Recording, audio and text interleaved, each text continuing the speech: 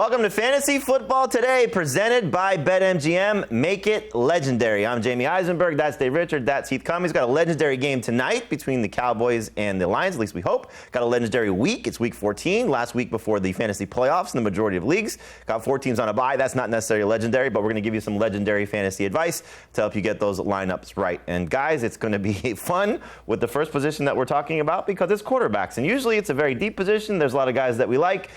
Not so much this week. Let's start with the rankings here. Start right off the bat here with the quarterbacks that we're hoping are going to be in the top 12. But there's going to be some guys that we're a little bit concerned about, especially when you start to get past, really, for me, it's the top 3. I feel good about Josh Allen, Dak Prescott, and Matthew Stafford. I feel okay about Jared Goff. I feel okay about Joe Burrow. And then it kind of gets a lot of questions. I do like Jacoby Brissett. He is the start of the week. We'll talk about that in a second. But as soon as we get to Patrick Mahomes, we're going to show you some guys or talk about some guys that are tough quarterbacks for us to rank. And Dave, that's the first name on your list for you is Patrick Mahomes. And I get it. His offensive line's a mess. The matchup is not easy. He's clearly been awesome. He's been awesome at home.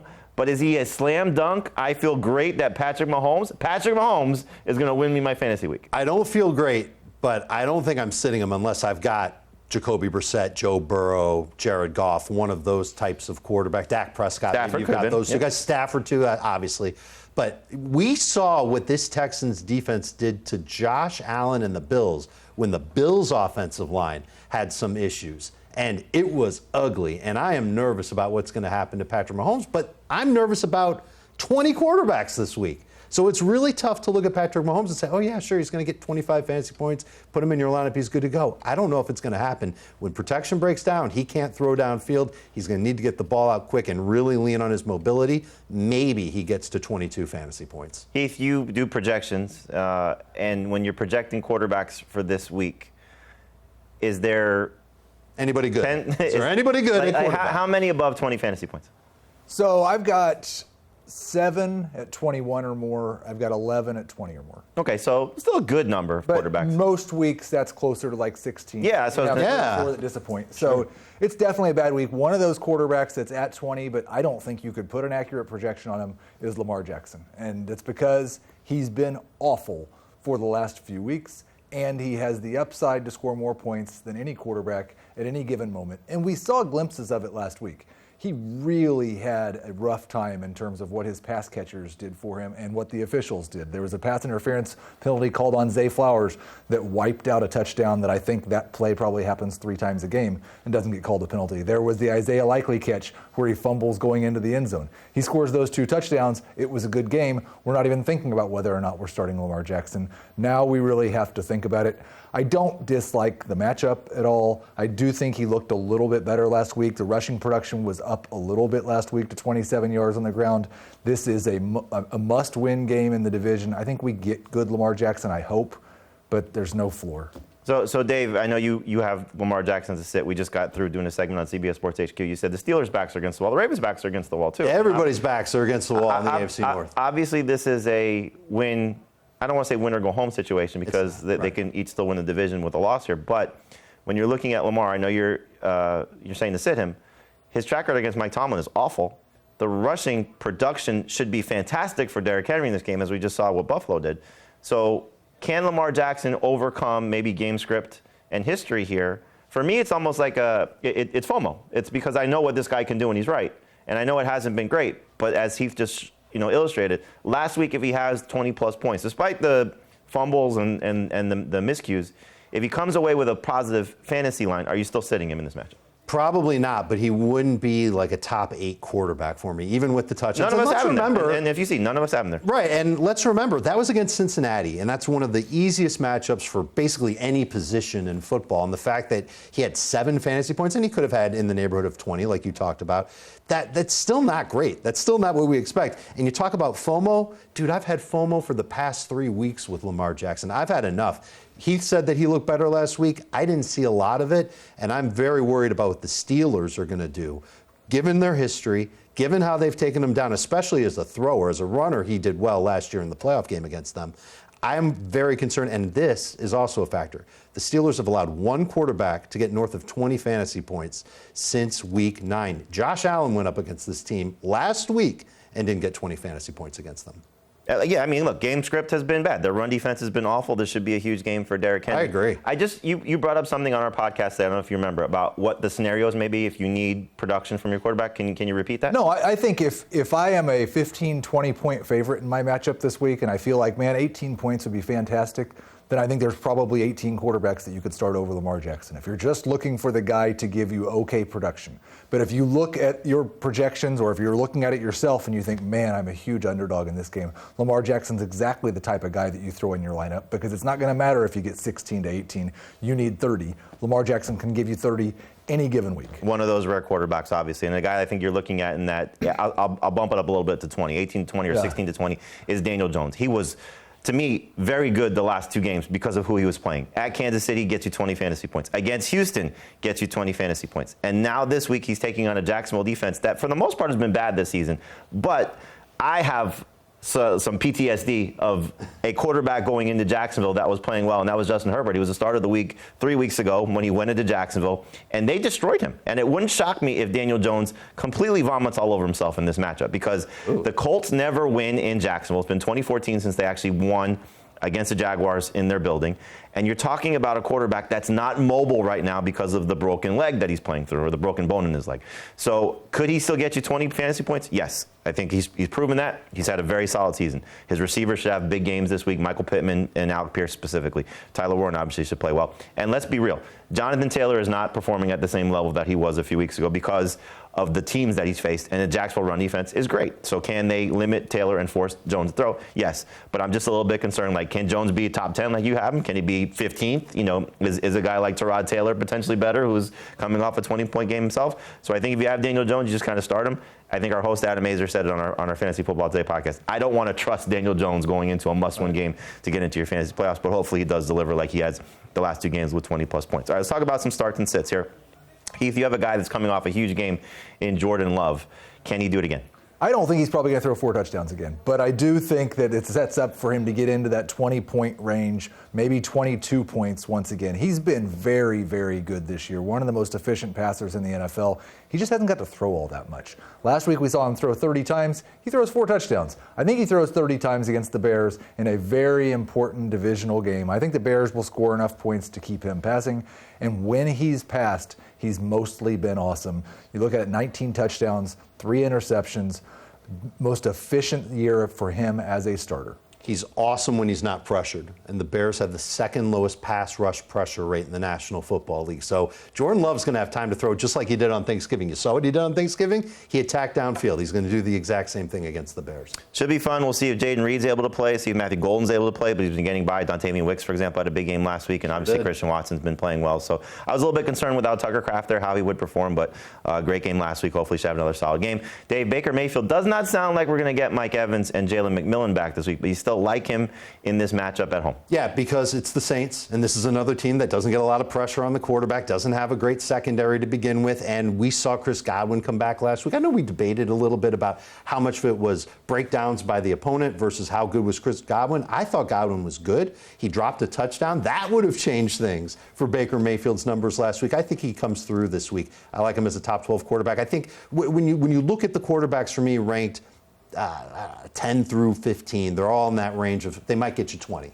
And I think Baker Mayfield's a little bit better than that. That's why I have him 11, and he might even go higher than that in the ranking. I hope so. It'd be fun to see because he was miserable against the Saints. Usually he's 20 or more. He didn't need to do anything. Well, now he's Bucky Irving back, so and the defense still facing a backup quarterback, or at least I do like the defense, and I love Bucky. A young quarterback. So I hope Baker Mayfield, his track record at home has been great, and his track record against the Saints in their history, aside from that Week 10 or Week 8 game, very, very good. I'm going to go Jacoby Brissett. He's our start of the week. Just excited for what he's been doing. 7 straight games of 20 or more fantasy points since replacing Kyler Murray. And this Rams defense, I know it's great for the most part in terms of their fantasy points allowed to opposing quarterbacks.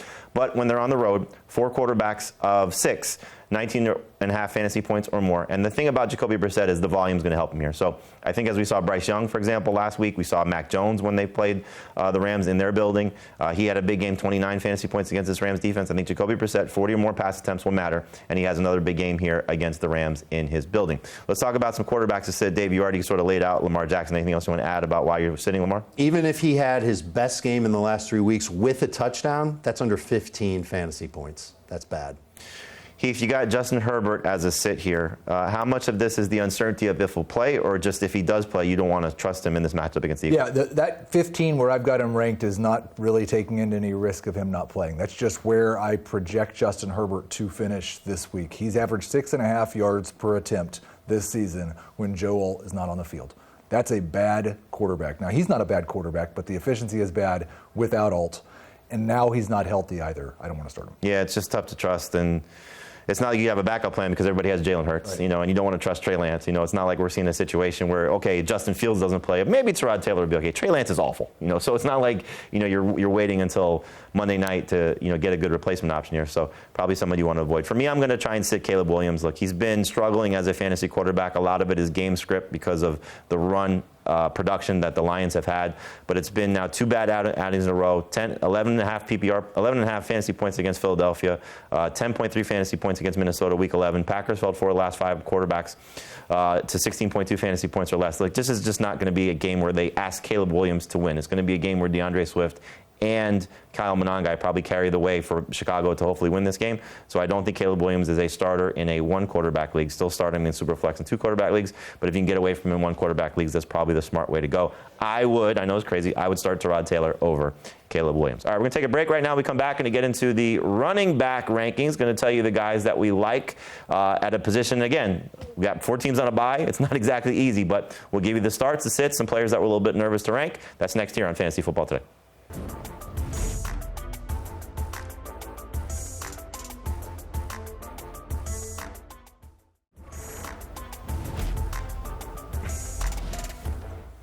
Welcome back to Fantasy Football Today, presented by BetMGM. Make it legendary. Let's talk about some running backs here for Week 14. Remember, we got 4 teams on a bye, so you don't have Christian McCaffrey. You don't have to make that tough choice between Rico Dowdle or Chuba Hubbard. We don't have the running backs for New England, so you don't have to deal with that crazy mess between TreVeyon Henderson and Ramondre Stevenson. And we don't even know who the starting running back for the Giants is going to be coming off of their bye because Tyrone Tracy did suffer an injury in the Week 13 loss to the Patriots, although he says he's going to be fine, but keep an eye on there. All right, here are the running back rankings 1 through 12. And you don't see a name on this list that you typically see, and that's my fault. And that's Saquon Barkley, because I do not have him ranked as a top 12 running back for this week. So let's just start right there, because Barkley has been miserable. He's been very tough to trust as the guy that we drafted. He's been tough to even say he is a number 2 running back for the last couple of games. 13.1 PPR points or less in 4 straight games. Just had 5.6 points last week in the loss to Chicago. Failed to catch a pass. Hasn't scored a touchdown since week 8. This is not the guy that some people were talking about as a number 1 running back in fantasy this year. The number 1 running back in fantasy. And I know we didn't necessarily agree on that from our standpoint. I don't want to say we've been proven right, but it's been a tough season for Saquon Barkley. So for me, he's still a starter. You're obviously not going to outright bench Saquon Barkley. So whether you start 2 running backs in the flex or 2 running backs, you're starting him. How do you guys feel about Barkley in this matchup against the Chargers? They've been very good against opposing running backs, so it's not even an easy matchup for him. Do we trust him still as that guy? I feel like they've been kind of uneven against the run this year. Chargers? Yes. They have weeks where they look like a really good defense, and they have weeks where it looks like the only thing you could do against them is run, because the pass defense is much better than the run defense. He's not in, as you can see here, the area where I'm considering benching him. He's just right on the edge of the top 12. I'll go ahead and say it. We were right. Like, he wasn't going to be the number 1 running back, but I don't think he's fallen that far. Last week was a disaster. The week before that, he had 14 fantasy points. Like, he's going to be somewhere in that 12 to 14 point range most likely, but I do still think he has the upside. The biggest problem for Saquon Barkley is he's lost about a yard before contact per rush attempt, and that makes things a lot more difficult. Yeah, and that's a byproduct of the offensive line. And certainly not having Lane Johnson, huge factor on the right side of that line, but also the entire offensive line. Injuries have shuttled people in and out. The left side of the line hasn't been great. He himself hasn't been great. The play calling's been predictable. Defenses are on top of these things. And that's what's made him worse. And then you tack onto that what we discussed before the year started, which is Saquon Barkley's coming off of a massive workload. He's going to be tired. He could wear down. Thank goodness he hasn't gotten hurt. But maybe fantasy managers could almost wish that he had, because then they wouldn't have to think about starting him. I looked at my rankings before the show started today. He was 12th for me, 1 spot ahead of Javonte Williams. That's not going to stay that way. I'm going to move Javonte ahead. He is a high-end number 2 running back for me. The one thing that I do, and again, I'm the low guy on him, is that this is probably a game, especially if Herbert does not play, where the score doesn't take them out of running. Right. And that's what's happened to them a couple of times recently, is that the score has taken the run game away from them. and so maybe they keep this game close. But we just found out Jalen Carter not going to play for the Eagles, so we'll see if that helps the Chargers offense, and maybe we change our opinion about some of the players there.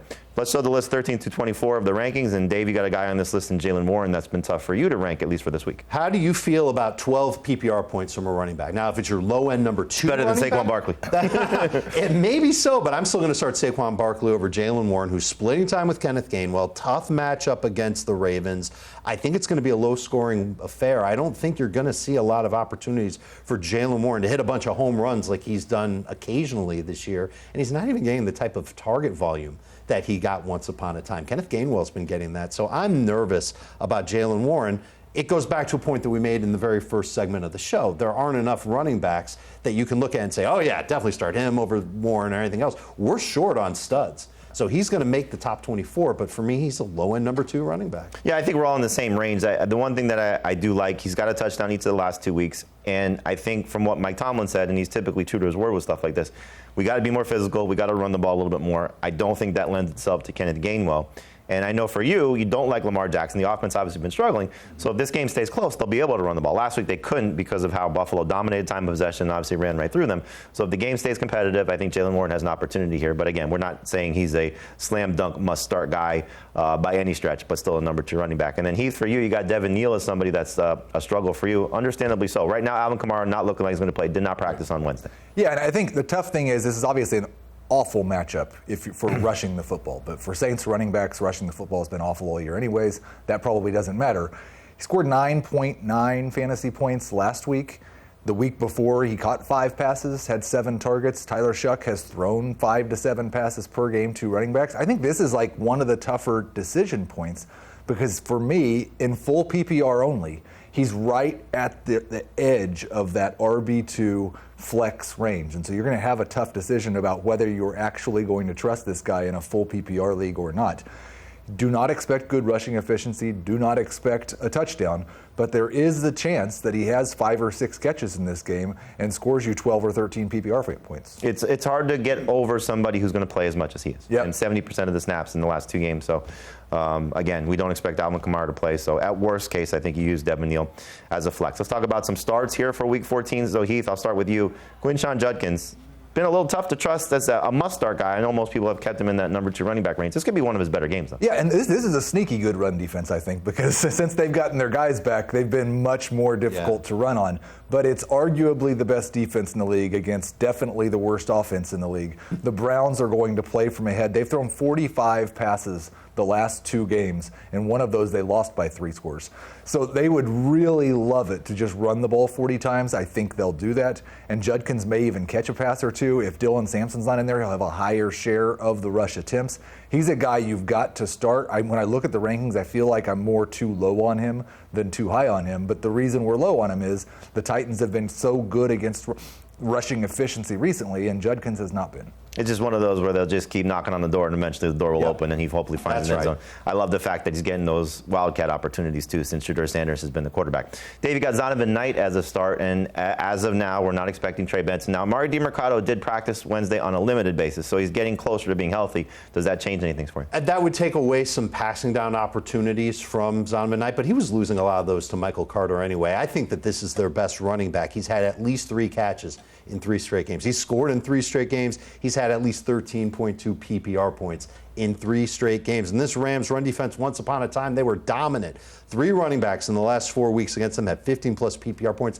That includes Chuba Hubbard last week. They've given up some touchdowns lately. Maybe not as strong of a run defense as they were earlier in the year. And I think the Cardinals are going to compete with the Rams in this game. High-scoring affair. I want to have players in this matchup. The best running back for Arizona is Zonovan Knight. He's the number 2 running back for me. Since Trey Benson got hurt, I believe it's only 2 games where Knight has not got at least 9.4 PPR points or more. So the floor is very safe.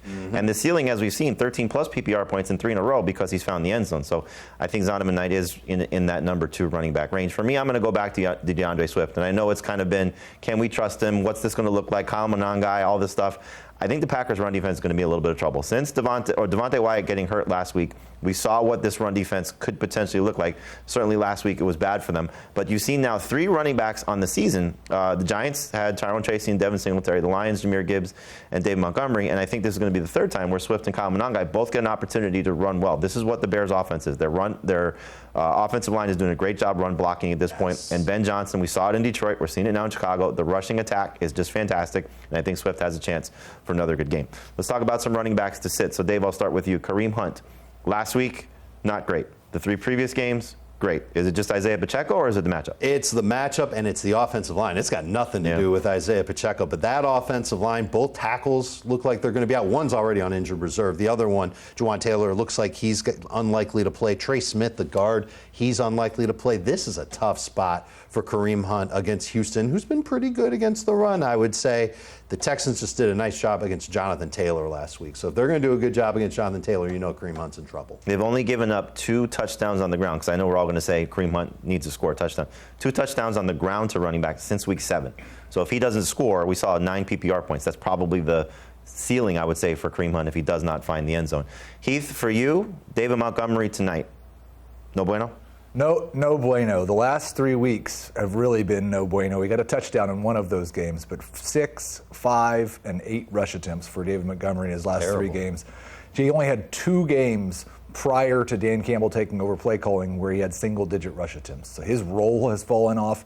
He hasn't played in 40% of the snaps in the last 3 weeks. This offense is going more to Jahmyr Gibbs. I think you probably have to do that more if there's no Amon-Ra St. Brown so that you can throw the ball to Gibbs more. So Montgomery is a touchdown-dependent flex. I don't really even want to flex him. We talk about difference makers, and the Cowboys, when they acquired Quinnen Williams and acquired Logan Wilson. So in the last 3 games, they are number 1 in fewest fantasy points allowed to opposing running backs. That includes matchups with Saquon Barkley and Ashton Genty. Like, that's how good they have been. Yeah. And so the best performance against them was Kareem Hunt, 14 carries, 58 yards. Like, they are just eliminating running backs. So you look at Jahmyr Gibbs, you're still going to start him. I don't think anybody's going to get away from him because of his role in the passing game. But David Montgomery, if he doesn't score a touchdown, is just absolutely miserable. So with what they've done and the opponents that they've done it against, like, this defense has just completely turned around, and I don't think you could trust David Montgomery at all. For me, I'm going to get away from Woody Marks. And this is frustrating because it's been 3 straight games of 17-plus touches. The role in the passing game has been non-existent, which is what we liked about him when he first started to make some fantasy production and be a part of this Texans offense. But he's got 3 catches in his last 3 games, 1 in each contest, and you're looking at a Chiefs defense that is still very good. So this feels like a low-scoring game based on how these 2 defenses will probably play, certainly with the Chiefs offense and some of the struggles that we could be looking at. I just don't think you could trust Woody Marks at this point. So hopefully he finds the end zone. Last week the touchdown went to Nick Chubb that easily could have been marked, and I think we feel a lot better about it. But just looking at the situation right now, Woody Marks a flex option at best, and that says something given the week of where we're talking about with 4 teams on a bye and some of the running backs. So there's your look at some starts and sits at the running back position. We're going to take a break now. We come back and get into the wide receivers that you need to start. This is feeling, wide receiver and tight end starts to feel a little bit better. So as the show goes on, we get to some of the players we like a little bit more. So we'll tell you about the wide receivers to start and sit next here on Fantasy Football Today.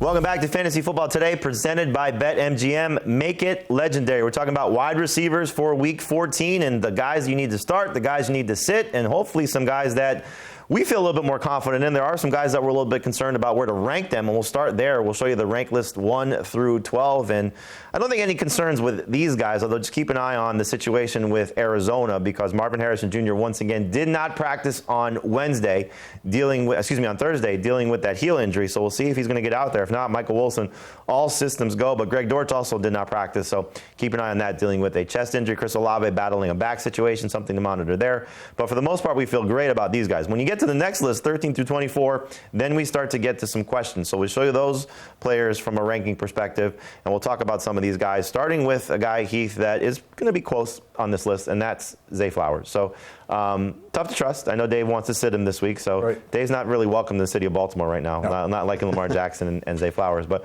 where do you come out on Flowers just from the standpoint of, is he trustworthy? Well, it's interesting because I think we think of him as like this boom-bust wide receiver, and we certainly got the bust last week, even though I think his touchdown should have counted. But if you look at the prior 7 weeks, it was about the most consistent wide receiver in fantasy football. It was between 11 and 14 points every single week. Now, he didn't score a touchdown in any of those games. That's generally the type of guy that I would be saying, yeah, you start this guy. Eventually, he's going to score a touchdown. But it's been since week 1 since he scored a touchdown. I feel a lot about him like I do Lamar Jackson. There's FOMO for sure, because he has the ability. He's had multiple 25-point fantasy days in his young career. And there seems to be, besides 1 week, a pretty reasonable floor of 11 to 14 fantasy points. That sounds like a starter. That sounds like a flex more than a starter. Not a wide receiver this year. Well, maybe, but there are a bunch of other wide. It sounds like Khalil Shakir is what it sounds like. Essentially. Sort of. And I just don't think he's got the same type of upside as other wide receivers do, especially in this matchup against Pittsburgh, because the last 3 times he's played against them hasn't been any better than 15.3 PPR points. And 15.3 from Zay Flowers, I would love that, but he's been as low as 11.9. So to Heath's point, he's been right in that range of around 11, 13 PPR points. That's a good flex at wide receiver, and that's what I would think of him as. It's how I have him ranked. He's good, he's not great, and I think I can find some other guys. Christian Watson, Alec Pierce, more upside. I'm starting them. Michael Wilson, Jameson Williams, of course I'm starting those guys ahead of Zay Flowers. And those make sense just from the standpoint of what their upside is. You know, the downside is probably a little bit lower than Zay Flowers, so you know what Heath was saying about Lamar Jackson, depending on what you need. I just think you kind of know what Flowers is at this point, and the lack of touchdowns, again, last week notwithstanding, but the lack of touchdowns, just very frustrating. So hopefully Lamar gets going. We get Zay Flowers going as well. Matchup is actually very good. We just have seen a lot of teams have to throw against the Steelers lately, but understandably so. We have Flowers in a very similar range here. Sportsline is very excited about Flowers at number 14. Dave, a guy that you're concerned about or tough to rank is Deebo Samuel. So I went back and I looked at all the different situations, and this is with Marcus Mariota at quarterback. It changes if it's Jane Daniels, but all the different types of situations, scenario coverages that Deebo Samuel's target per route rate has been, and when has he gotten a high target per route run rate. And with Mariota, the only time when Deebo Samuel has had a high target per route run rate is when Mariota is getting the ball out quick. 2.5 seconds or fewer. He's seeing a target on 32% of his routes. They're not downfield. They're very short, but that's when he's getting involved. And what do the Vikings do? They get after the quarterback. So even though I think that he could see a lot of targets in this game, I'm not sure if he's going to be capable of breaking a bunch of them for big plays, especially with Terry McLaurin back.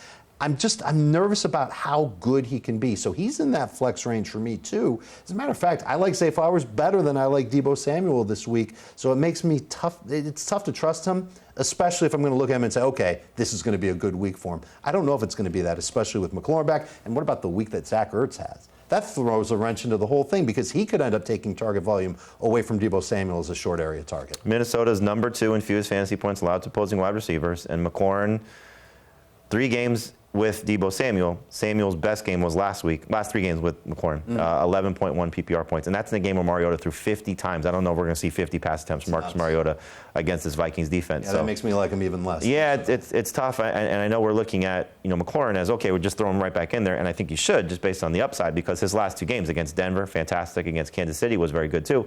What Minnesota has done, certainly in game flow matters, but the last 3 teams they faced, Green Bay, Chicago, and Seattle, no wide receiver, double digits in PPR. That's including Jackson Smith and the Jigba, who's been the best wide receiver in fantasy. Let's have a quick Justin Jefferson conversation because he's the toughest guy for me to rank this week. Comes in as a low-end number 2 receiver. This feels like a great blow-up spot for him, except his quarterback blows up, and that's unfortunate in J.J. McCarthy. So he's just been bad, and we know that's the big reason why Jefferson, for the most part, has struggled. 6+ targets in every game so far this season. At one point, we were saying, it's 9+ targets in every game this season. Right. But Washington is 5th in terms of most fantasy points allowed to opposing wide receivers. We see almost every number 1 wide receiver, last week was Courtland Sutton, just go off against this team. Can Jefferson have one of those weeks? Do you feel confident about that, Heath? Because you have him the highest ranked at 16. No, not confident at all. I think there may be a few more guys that you guys feel like you like than I do. Alec Pierce and Christian Watson. Yeah, right, like those types of guys that I'm just still starting Justin Jefferson ahead of them. I do think that there is a chance against Washington that J.J. McCarthy maybe has like 180-yard game. And so it's 8 for 90 for Justin Jefferson or something like that. I think we probably get a little bit too certain about especially quarterbacks starting their first year and just they're going to be this awful every game. And Justin Jefferson's still awesome. So when I go through and look at the rankings and I've got a choice between Justin Jefferson or Alec Pierce, I don't have that choice because I've got Pierce quite a bit lower. But I'm just going to go with the guy that's named Justin Jefferson. And I think that's what most people will do when they see their lineups. Sure. So you'll see maybe projections that say Pierce over Jefferson. You'll see rankings that have Pierce over Jefferson.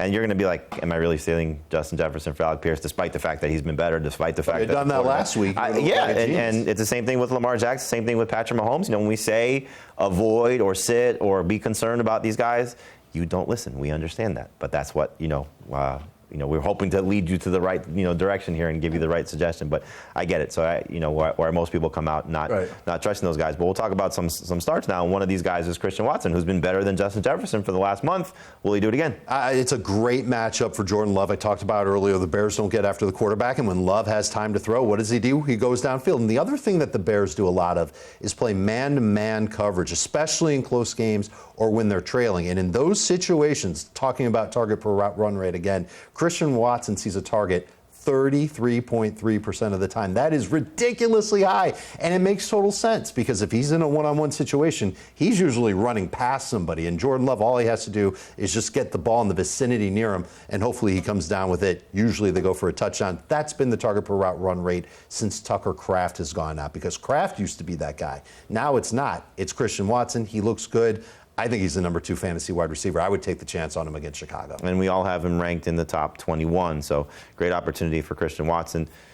Let's talk Terry McLaurin because, again, matchup's not easy. The matchup isn't easy, but I think the fact that he played 46% of the snaps last week and still led the team with a 31% target share tells you he's back. I think you were really right about him at the beginning of the season. The holdout really derailed his season, it seems. He got hurt, couldn't get healthy. I think he's healthy right now. When Terry McLaurin's healthy, you start him. Yep, and again, what he did against Denver was amazing because that's one of the best secondaries. What he did against Kansas City, not a huge game, but did score a touchdown there. And both those did come with Marcus Mariota, so we make it a boost if even Jaden Daniels starts. So hopefully we get another big game from Terry McLaurin. Again, you see we all have him ranked as a number 2 wide receiver.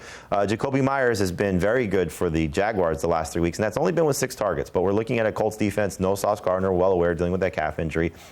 We've seen Myers score a touchdown each of the last 2 weeks. No Parker Washington, at least that's the expectation, dealing with that hip injury. So I'm hoping we get a little bit of a up-tempo game here between the Jaguars and the Colts, and we see the Jaguars have to throw a little bit more because Trevor Lawrence been living under 30 pass attempts for the majority of the second half of the season so far, certainly the last 2 weeks. But when he has to throw, this is a guy I think he's going to lean on quite a bit. So a number 2 wide receiver, Dave's a little bit lower, just outside that top 24 range, but somebody that we all like as a number 2 wide receiver for this week. Some guys that we're looking to avoid. So Heath, you brought up a great point on our podcast this morning about the difference in what's happening in Denver. Cortland Sutton's fine, but the number 2 receiver, we might be seeing a shift between Troy Franklin and Pat Bryant. Sean Payton is Sean Paytoning once again. Last week, we saw Pat Bryant play more snaps than Troy Franklin, run more routes than Troy Franklin, and see twice as many targets as Troy Franklin. It was a 4 or 5 week stretch where Troy Franklin was seeing a bunch more targets than Cortland Sutton. This is kind of what Sean Payton does. It's just throughout the season, it ebbs and flows. Franklin, I'm not sure at this point that he's in the doghouse, but he's certainly not the guy we thought he was a couple of weeks ago when he was their clear number 1 option in the passing game. And there is a risk that he's just a 50-60% snap share guy in this game, that Bryant's actually the better option, and that you don't even want to start him as a top 36 wide receiver. I think there was 3 weeks ago, we actually had him ahead of Sutton for 1 week in the rankings. That's not the case anymore at all. No, you can't do that anymore. However, I do think that Troy Franklin, this is just based on the track record of the season, has much better games against 1 high safety defenses versus 2 high. And last week the Commanders, and really they've changed the way that they play defense with Dan Quinn calling the shots. They played with a lot of 2 high, and I think Sean Payton saw that and decided this isn't for Troy Franklin. When it's a single high safety, his target per route run rate goes way up, his efficiency goes way up, and what do the Raiders play a ton of? Single high safety, cover 3 especially, and he's had his best numbers against cover 3. That's why I have him ranked as high as I do as a flex, as a number 3 type of wide receiver in the 30s. I don't want to put him any higher than that in case there has been a real change, but I do think he's worth trying one more time as a flex. And let's just be honest here. They played this team in Week 10, and they were miserable throwing the football. Bo Nix was awful. It was at home where he's typically awesome. And the Raiders, look, their pass defense has been very Jekyll and Hyde. At some points, they look great. They do a great job against tight ends, for example. I don't know how much you want to necessarily trust the entire passing attack here for Denver, so I think that plays into it because Courtland Sutton looked a little bit better than he has in recent weeks last week. But to your point, maybe this is a matchup situation, a game flow situation, and we see a good performance for Troy Franklin. But I understand why there's some trepidation to clearly start him. All right, so you're going to sit Zay Flowers. We talked about that. For me, I'm going to try and get away from Roman Dunze. Very difficult, again, on a week where we have 4 teams on a bye and some of the receiver situations that we're dealing with. But 8.3 PPR points or less in 4 of his last 5 games. As we've sort of illustrated, we expect a lot of running from the Bears. Caleb Williams not necessarily asked to win this game. Now, if they're trailing, that certainly helps with Dunze, but he's been 6+ targets almost every game this season. So the production has just not been there despite the volume and still being the go-to guy for the Bears. But Colston Loveland stepped up recently. Luther Burden's going to be getting more involved. And again, really, I just think it's going to be a running attack for Chicago, and the pass defense for the Packers still very good. Going to make things uncomfortable for Caleb Williams. So I don't want to trust Romo Dunze in a 2-receiver league. Clearly, you're starting him in 3-receiver leagues, but if you can get away from him, that's the right move to make. All right, we're going to take a break right now. We come back and get into the tight ends. We still have your questions coming up, so send them to us on social media using the hashtag AskFFT. But tight ends are next here on Fantasy Football Today.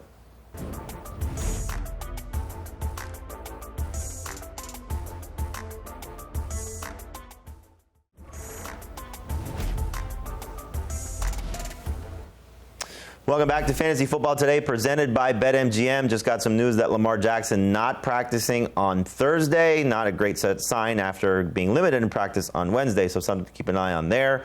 And then some good news, potentially. Dalton Kincaid returning to practice, dealing with a knee injury. He's been practicing on a limited basis each of the last 2 weeks. But hopefully he's going to be full because the matchup is absolutely fantastic taking on the Cincinnati Bengals. They are the #1 team in most fantasy points allowed to the position. So we would love to see Dalton Kincaid out there. I'll show you the rankings 1 through 12. I'm sure for most of us, Kincaid will be in this list if he does start. But some guys that we're a little bit concerned about ranking for this week. Dave, for you, it's Kyle Pitts. And I know we've gone back and forth. Oh, it's a great situation for Pitts. Coming off a great game. Can he do it again? He's coming off a great game. Can he do it again? Yeah, it's Seattle, so that makes me nervous. That's a good defense. They've gotten a little bit better tight ends, covering. Over the course of the year, you're correct. But lately, how's it been? Well, last week it was T.J. Hawkinson had a good game, despite Max Brosmer being absolutely miserable. What did Hawkinson? He had 11 PPR points. Yeah, season which high for him is yeah. amazing, right? And I think if Pitts gets 11 PPR points, we'd be pretty happy with that. It's 2 of 3 games with Kirk Cousins. He's come through. So I have him ranked as a starter. I just don't want to move him too high. You know what I mean? Like, I think he can be okay. I just don't think he's one of the best tight ends you can go with this week. Their last 4 games against tight ends is giving up 11 points to T.J. Hawkinson, giving up 11 points to Gunnar Helm, giving up a touchdown to Colby Parkinson, and then, of course, Trey McBride had like 100. Yeah. All right, so I should feel better about Kyle Pitts. I'm always nervous to start him. I love Kyle Pitts. He's got a 26% target share when Kirk Cousins plays. Because whenever Kirk Cousins plays, Drake London doesn't play. So when you have that combination of Cousins at quarterback and London out, I just start Kyle Pitts. When you're facing a defense that's awesome against everything except for tight ends, you start him even harder. So it sounds like you'd like him even if Drake London plays. No. You wouldn't like him then? He would be probably around 11 or 12. Right. I think he's 6th for me right now. Okay. All right. But that's still a top 12 tight end. That's still pretty good. Well, it's still tight end. You say it's still tight end. Believe me, quarterback stinks, running back questions, wide receivers okay. To me, tight end's the best position in fantasy right now because we get so many guys. I think it is relative to. I think the conversation we had about Zay Flowers is instructive. I'm talking about how he scores at least 11 points every week, and Dave's poo-pooing that. A guy could score 11 points at tight end. Oh yeah, that's great. He's the champion of the universe. Yeah, right. He's in the Hall of Fame. Harold Fannin, which I'm surprised. Usually you just put him at 8 or 9 and say he's good to go. But why are you concerned about him? Again, speaking of the champion of the universe, Harold Fannin. 26.8% target share in 2 games with Shedeur Sanders. That's elite. Leads his team in receptions, yards, and touchdowns. That's elite. It's the Browns. And I'm really concerned that facing Tennessee, they might throw 15 passes. And he could have a 30% target share and see 4 targets. So I've got him like 5th or 6th in the projections. I've lowered him to 10th in the rankings because of that risk of a low volume pass game, but he's awesome. Yeah, no, he's certainly done a great job, and I always go back to this, like, what's the floor of the position? And to me, the floor is somewhere between 8 and 9 PPR points. 8.4 PPR points in 4 of his last 5 games. So he's been not terrible. for the majority of this last stretch. Right. He's certainly outperforming David Njoku. Right. And then like last week, you get the touchdown. For me, the toughest guy is Dalton Schultz because he's been so good and such a big part of this offense, whether it's C.J. Stroud or Davis Mills. But now you're taking on a very good team at defending tight ends in the Kansas City Chiefs. Now, we saw him against the best team at defending tight ends against the Buffalo Bills 2 weeks ago, and he was terrible. But he gets right back to 11 PPR points last week against the Colts. So I think you got to trust in what the target share will be. You got to trust in what the production has been for the majority of the season, and just hope that he can get to that level of production, 8+ points, 9+ points, hopefully double digits. So Schultz a low-end starter, but still a little bit concerned. All right, so for the starts, you got Kyle Pitts for you, Heath, so we covered that one. Dave Juwan Johnson, last week was not a great game for him, but you got to like the targets. You got to like the targets, and it's been that way for a long time. Does Devon Vele take more targets away from him this week? Because I thought Devon Vele looked pretty good. I'm not ready to start him as anything more than like a low-end PPR flex, but I still think Juwan Johnson's going to have opportunities against Tampa. They're weak against the pass. And I just think that he's somebody that Tyler Shuck looks for in the red zone. We've seen that before this season. So he definitely makes the cut as one of those tight ends that should have that safe floor of 8 to 9 PPR points and does have a ceiling in the neighborhood of 12 or 13 PPR points. Only 4 times this season, Juwan Johnson has failed to get to 10 PPR points or more. And you say targets. Well, even though Vele had that spike in targets last week, Juwan Johnson's most targets with Tyler Shuck was last week with 9. So that's a very encouraging sign, especially against a matchup against Tampa Bay where he did get over 10 PPR points earlier this season. For me, I'm going to start Brenton Strange. He's been solid, for the healthy games that he's played. He's played 4 healthy games, or his last 4 healthy games, 10 PPR points or more. So hopefully that continues against the Colts. They're 4th worst in terms of most fantasy points allowed to the position. So I think Strange is going to have an opportunity here, especially Parker Washington being down, to be another go-to guy for Trevor Lawrence. Let's talk about some sits here. And for Dave, you got Dallas Goedert as a sit. Is it just time to forget Dallas Goedert as a even guy you want to roster on your team? Yeah, this is the time of year where if you've got a second tight end who's probably your first tight end, and that's made Goddard your second tight end, it's time to let him go. 5 or fewer targets each of his last 3 games. Only 3 tight ends this year against the Chargers have had at least 9.2 half PPR points in a game against them. It's Derwin James. He takes away tight ends, and that's an easy cover for him with Dallas Goedert. And he's still running a lot of routes. It's not like he's being asked to block more. He's just not getting targeted. Players like that you can't trust. Mark Andrews, somebody you want to get away from? Yeah, congratulations on the new contract. Hopefully he scores a touchdown, and maybe then he could get close to 11 fantasy points. But he has 1 game all season long above 50 yards. The last 2 weeks, he and Isaiah Likely have the same number of targets. The last 5 weeks since week 9, he and Isaiah Likely have the same number of catches. Likely has 70 more receiving yards. It's just entirely can Andrews score a touchdown. And I think we got big reason. The whole reason we're thinking about sitting Lamar Jackson is we don't know how many passing touchdowns they're going to have. Sure. And if Lamar Jackson sits, you can definitely not trust anybody in the passing game if it's Tyler Huntley. So easy guy to get away from there. For me, I'm going to sit Colston Loveland. Just a tough situation for him, taking on Packers defense that's been good against tight ends lately. Limiting Dallas Goedert, Theo Johnson, TJ Hawkinson, kind of in the same range of a player like Colston Loveland. But a lot of it is really pass attempts. I don't expect the Bears to throw the ball very much in this matchup. All right, we're going to take a break. We come back and get to your questions. That's next here on Fantasy Football Today. Send them to us using the hashtag AskFFT. We'll help you with any of your fantasy dilemmas here on CBS Sports Network.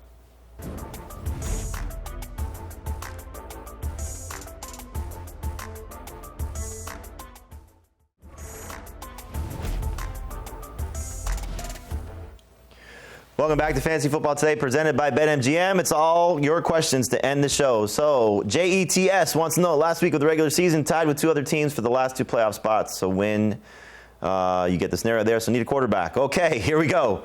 Patrick Mahomes, Jacoby Brissett, Joe Burrow. Dave, who are you going with? I'm going with Joe Burrow.